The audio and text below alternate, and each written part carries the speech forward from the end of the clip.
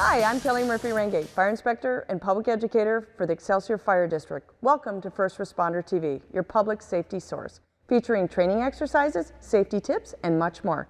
Here's what's coming up on First Responder TV. I'll head up to the Hennepin County Emergency Communications facility to talk with Sergeant Liane Yanta about the recently opened dispatch center. Is your family properly prepared to call 911? We'll highlight some past and present technology to help your children be ready during an emergency. Loretto and Maple Plain firefighters take part in an auto extrication training exercise on making a difference. Scam Alert will give you an update on scams that have been targeting citizens in the lake area. Joining us now is Liane Yanta from Hennepin County Sheriff's Communications, also known as 911 Dispatch. Thanks for coming today and taking time out of your busy day to talk to us. Thanks. Let's start with you and tell us about you, your background, how you became a sergeant with the Hennepin County Communications. Okay. I started back in 1997 as a dispatcher, and from there, within the last 3 years, I was promoted to a supervisor here. And my background before that, I was in medical. I was a medical secretary for quite a few years, and I knew I always wanted the law enforcement aspect of things and went to 911 school down in Minneapolis at Minneapolis Tech. So the school is no longer, but we still here, we kind of do on-the-job training for the new people. So I was here for a while, and then I knew that this was my niche. This is where I wanted to be, to answer the calls. You never know what you're going to get when you answer 911. So 18 years later, I'm still here.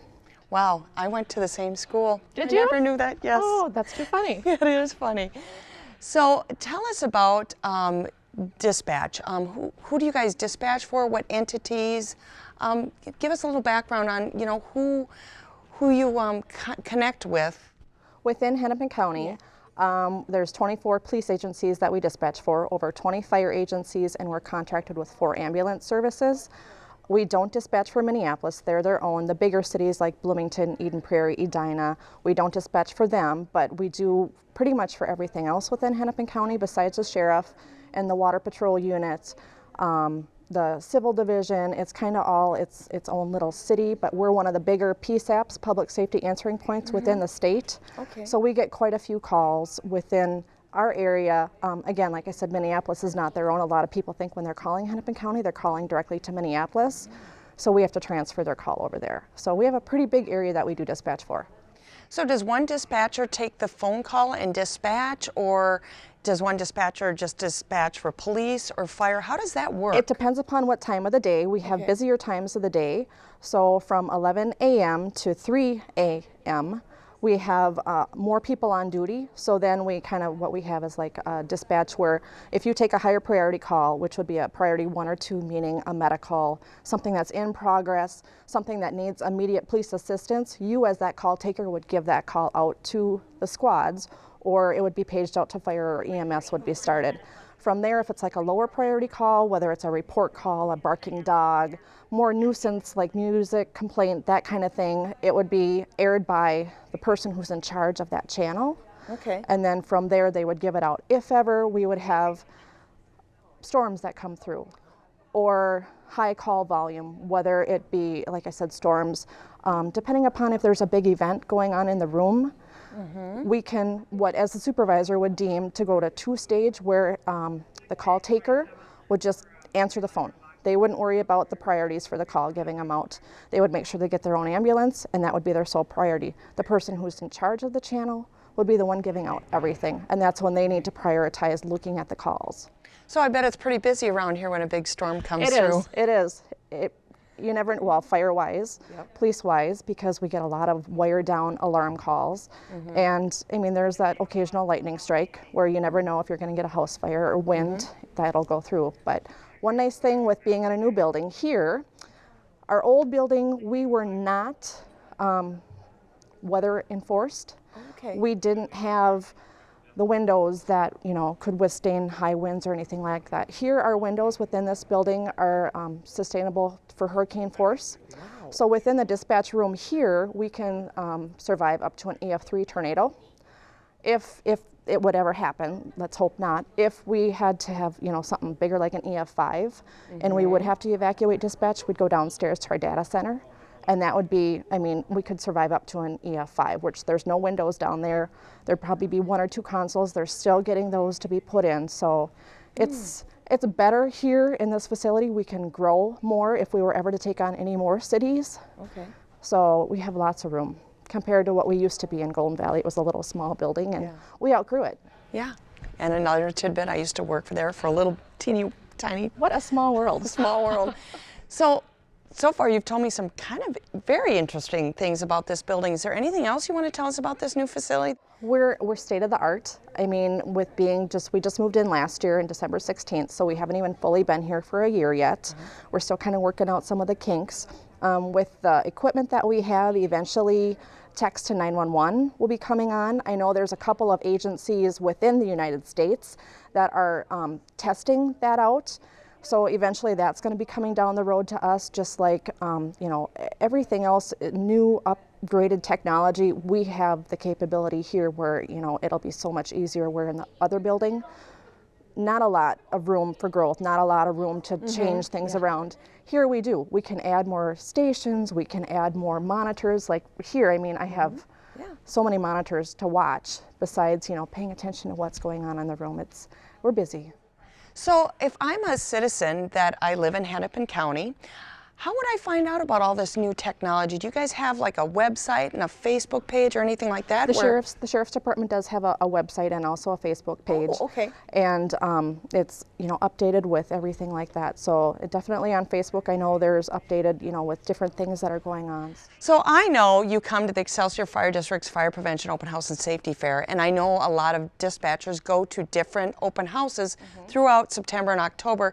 Can you tell me a little bit about your experiences at these open houses and what your interactions with parents and kids are? It's a good way for us to get on the outside. I mean, instead of being on the phone with them, we can interact in person to see the kids and to see the parents and to, you know, have them see a different side of us. Instead of just hearing a voice, we can now, you know, put a person with it. A lot of people have cell phones and they're going away from just having a landline. They're just having their cell phone at home. And I've noticed by going to a lot of these open houses, the families don't have the information by the phones for their kids to know.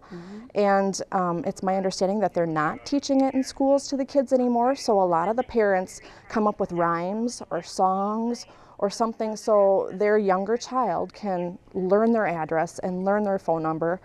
They can tell me what mom or dad's cell phone number is, but if I don't, you know that mom or dad is at home, how am I supposed to be able to help them and find them? Our suggestion would be to keep that information in a centralized place, that emergency contact information. So if the kids do need to call, let's say something happens to mom or dad or grandma or babysitter that's there, they can, you know, at least use that cell phone to call. A landline, when you call 911, it's going to tell us the address, it's going to tell us the phone number, it's going to tell us all the recommendations. On a cell phone, it's only going to show us that the tower location that that cell phone is bouncing off of, and it's going to give us a callback number. It might give us meters as to, you know, how to pinpoint it, but from there we need to keep what we call rebidding the call and bringing it closer and closer and closer meter-wise to see exactly where they are.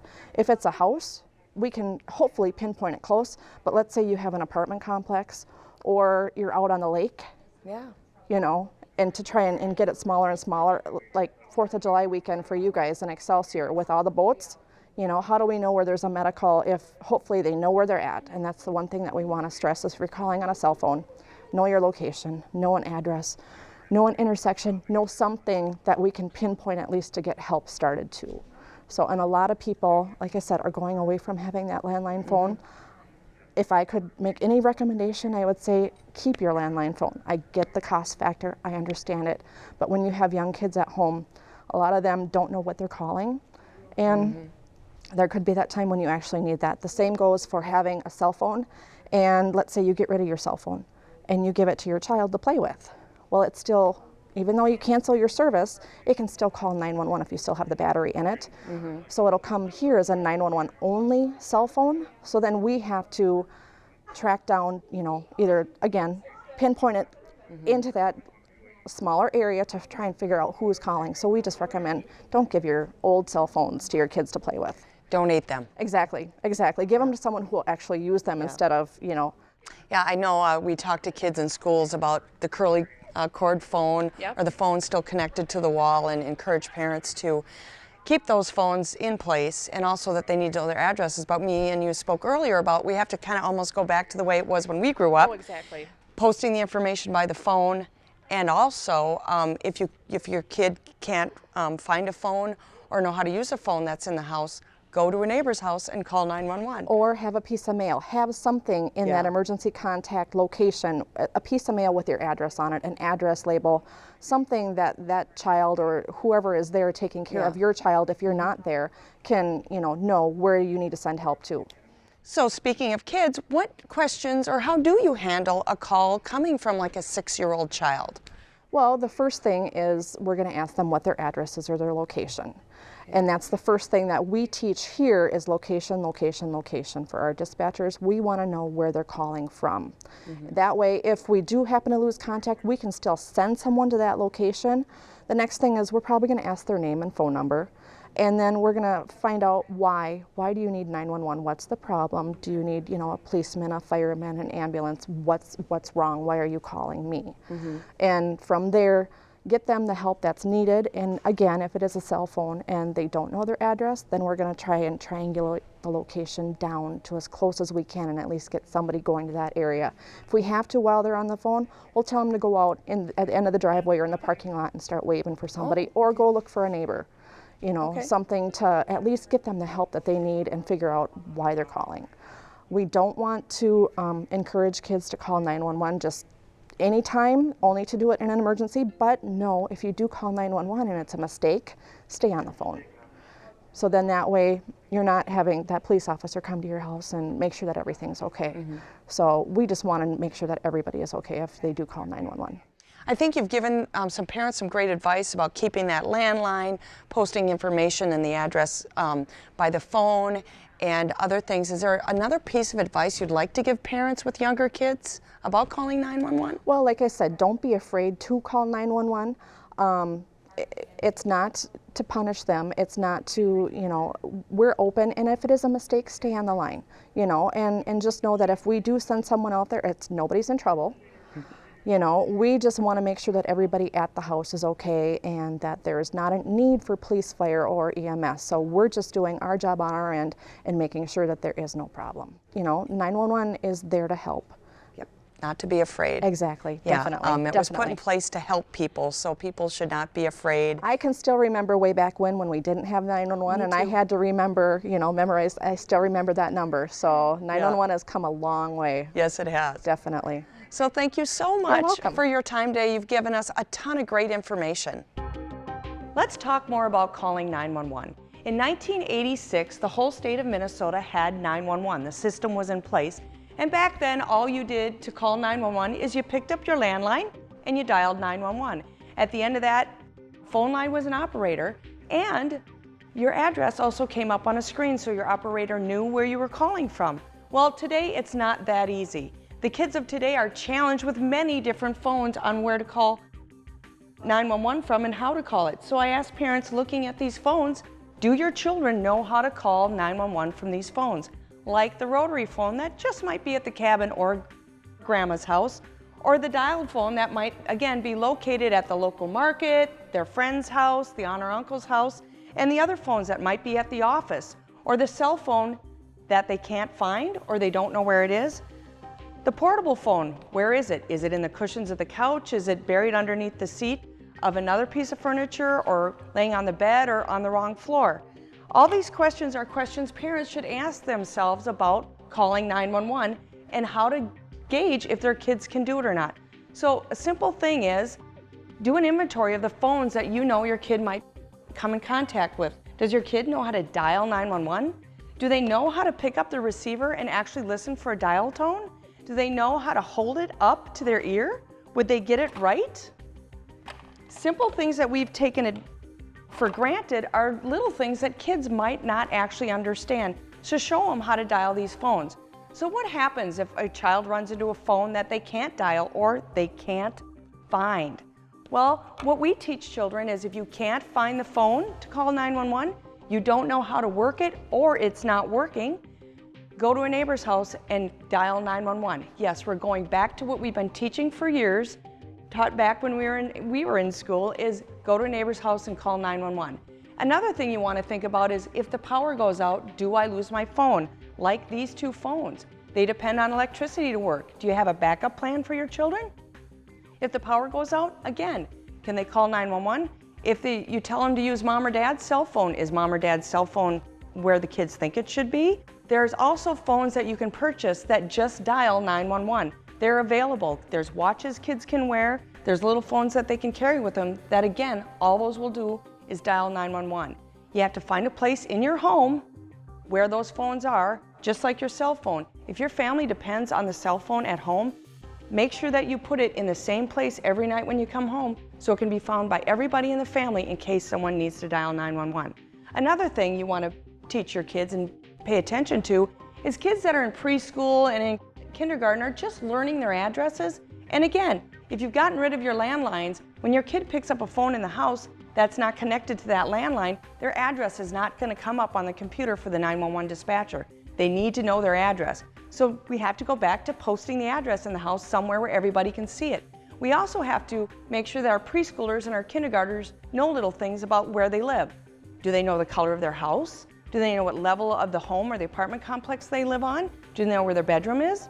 Are there things they can see from their house like power lines, railroad tracks, church steeples, water towers? That way, if we at least can't pinpoint where they are, the first responders can get in the area and figure out which house it is, like what color it is. So again, there's lots of things to think about when it comes to calling 911. On the Excelsior Fire District's website at www.excelsiorfire.org, there's plenty of activities and handouts that you can download from our website that can help you help your family learn how to call 911 from all these phones. Thanks for joining us today, and we'll be back in just a moment.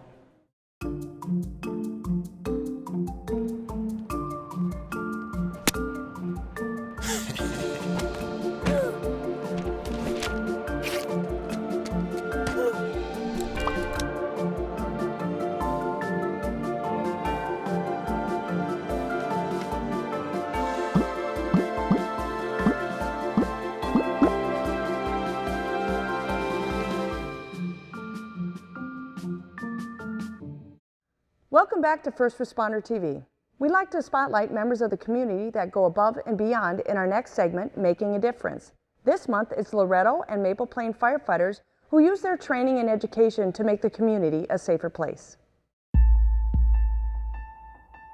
Tonight, we're doing auto extrication. There is a combination, you guys figured out, deceased victims in there and alive people. One in the front is alive, one in the back is alive.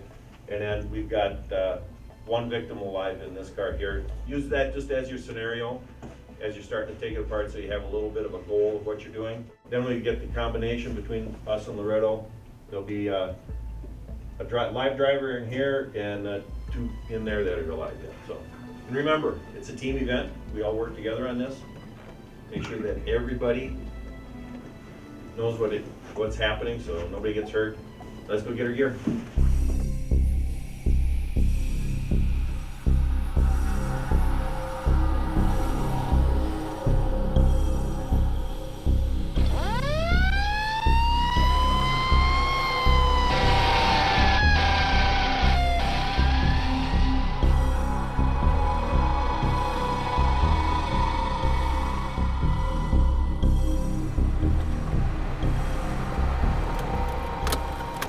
What they're doing right now is gaining what's called a purchase point or an access point to get to the latch that holds the door in. What he's doing is working the jaws in to try to get a good pry point on the vehicle to pop the door open so we can gain access. We do our best to try to get access to the patient to where we can stabilize them and assess what their injuries are, and then work on getting the vehicle away from the victim to get them safely out of the vehicle and into the ambulance. By going this way here, pulls the door away from the victim and also gives them a little better access point to the latch. When they see an accident, they see the firefighters working very diligently. Sometimes people get a little upset that we don't get the victims out of the car faster. They have to understand we have to take the car away from them. We have to be very careful, not only of the sharp metal and the structure of the car, we have to be very careful of electrical problems that we may have in there. Starting a fire, airbags can cause us issues, so we have to be very careful and kind of not really a slow, but a very methodical access to the patients in the car. We like to bend the door out of the way. Some departments like to cut it and get it completely off the vehicle. We like to leave the door for access. The can opener, that's what we use to cut the windshield. If we have a victim in there, we cover them with a blanket to prevent the shards of glass getting on them. But typically, when we arrive at the scene, the windshields are usually out of the vehicle, pushed out by the airbags.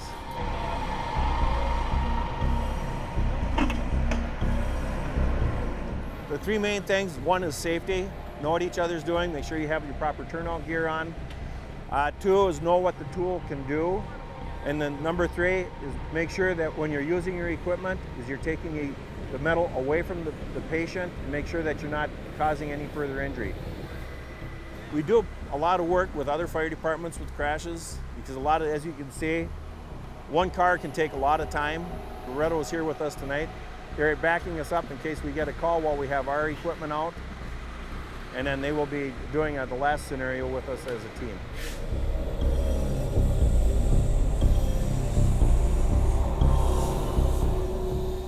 This vehicle was rear-ended by an RV and run over. The driver was pushed in the back and is trapped underneath the stuff in the back. We got two people in the front, one person in the back. All the doors are jammed on this one with varying degrees of injuries, two of them unconscious. What we get to do on this vehicle here is they're just going to maybe open the doors and pry them out of the way, where Loretto's got to get inside and actually lift the steel up to get it off the victim that's in there. They are using inside there, they're using a hydraulic ram that just pushes straight up. They're getting it on, as you can see, they're using the cross members for strength on the vehicle to get it to come up. They're working from both ends. The back, they're using the jaws also.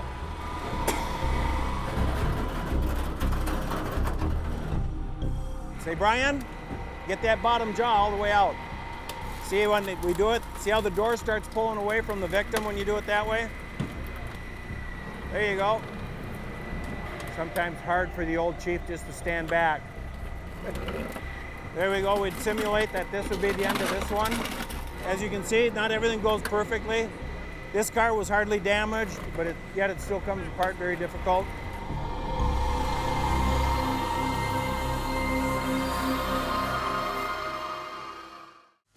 When we come back, we'll give you an update on scams that have been targeting citizens in the Lake area on Scam Alert. More First Responder TV right after this.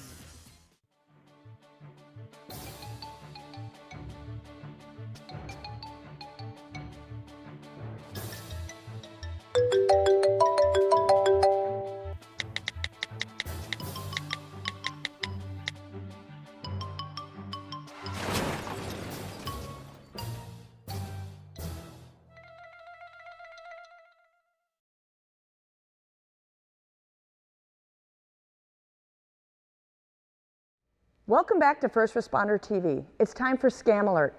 This segment alerts the public on scams that have been reported to local police departments.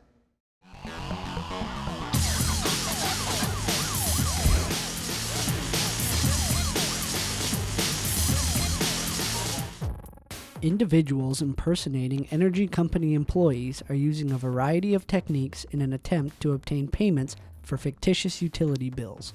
The impersonators are attempting to gain access to the customer's funds by indicating the customer has an outstanding debt and is about to lose service. The most common technique involves the impersonators requesting payment over the phone by credit card or personal check. In another scenario, the caller will provide a fake employee name or ID number and will express the need to come to the customer's residence to repair a problem with the meter. Once at the customer's home, they'll imply the meter is broken and immediate payment is needed for repairs. Always use authorized methods to pay your gas and electric bills. You should never provide your credit card numbers or personal information to suspicious callers. Check with your utility company's customer service department to verify the issue first. If you've experienced this scam, contact South Lake Minnetonka Police Department at 952-474-3261. Minnesotans are reporting a new scam in which they're led to believe they are obtaining employment as a secret shopper, but are instead scammed out of their own money. Usually, starting with a letter in the mail and a callback number, the scammers convince consumers that they will pay them for shopping by sending them a check that later turns out to be fake. The fraudster will convince them to wire a certain amount of the check back while assuring them that they can keep the remainder of the money for their payment. Once the scammer receives the wire transfer, the individual's money is lost for good. Typically, it's after the wire transfer is sent that the consumer discovers the check is counterfeit. Just because a check looks authentic does not mean it is, and even though the bank makes the funds available, does not mean that the check is legitimate. While the funds may be available within days of your deposit, the check can take weeks to bounce. Do not wire money to strangers, and research any unsolicited companies before doing business with them. If you have fallen victim to this scam, contact the Office of Minnesota Attorney General Lori Swanson at www.ag.state.mn.us. Account takeover scams occur when a fraudster obtains and uses a victim's personal information to take control of existing bank or credit card accounts and carry out unauthorized transactions against them. Scammers employ a variety of techniques to obtain the personal and financial information needed to take control of an account. Finding this information can be as simple as dumpster diving or cold calling. However, fraudsters may use more technology-reliant methods, such as phishing, smishing, or establishing fake websites to collect payment details. Some useful methods to protect against identity theft include checking your bank and credit card statements regularly for inaccuracies. Before providing personal information, make sure the individual or business requesting it has a valid reason for requiring it. Also, do not use your cellular phone or email to transmit financial or private personal information. And never store your PIN numbers on mobile devices or laptops that can fall into the hands of fraudsters. Thank you for watching First Responder TV. If you have an idea for a segment, a public safety or fire prevention event, please let us know. This is Kellie Murphy-Ringate giving you information you can use, share, and to live by. See you next time.